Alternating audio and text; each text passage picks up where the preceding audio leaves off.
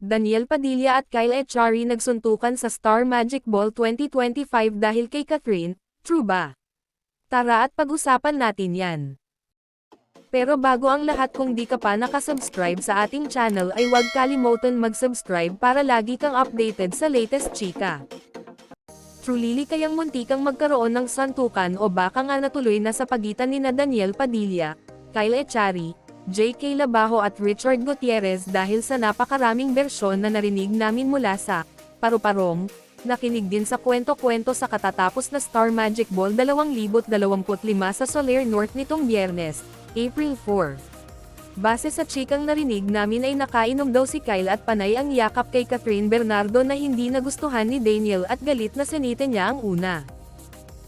Nakita naman daw ito ni JK na kaibigan ni Kyle kaya lumapit siya kay Daniel para ipagtanggol ang kaibigan, at lumapit naman din si Richard for DJ.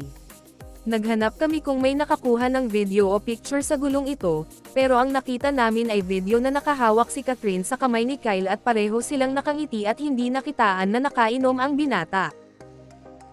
Si Kyle kaya ang escort ni Catherine nung gabi. Samantala, may nahanap kaming post mula sa anonymous participant na ibinandere sa Reddit na may account na Catherine Bernardo.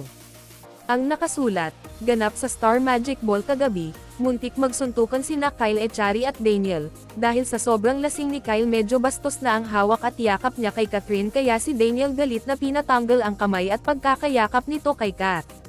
To the rescue naman si J.K. Labajo sa kanyang kaibigan na si Kyle, while to the rescue din si Richard Gutierrez na kasama ni Daniel sa kanyang teleserye.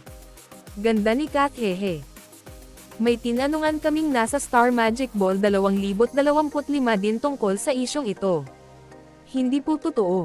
And actually, Reg, ano pa ba ang karapatan ni Daniel kay Catherine, di ba hiwalay na sila?